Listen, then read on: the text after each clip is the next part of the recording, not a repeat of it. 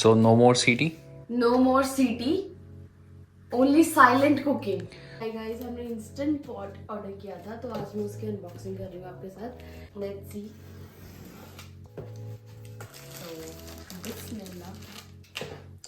हम इसका बेसब्री से बहुत टाइम से वेट कर रहे थे। और जो वो कुकर की चेचे पैप होती है, उससे हमें थोड़ा सुकून मिलेगा। तो हमारा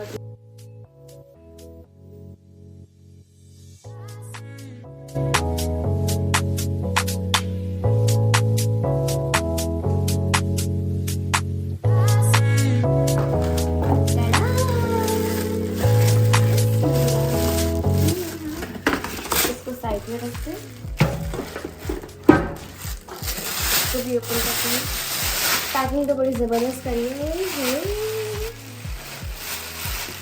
ये रहा हमारा इंस्टेंट पॉट।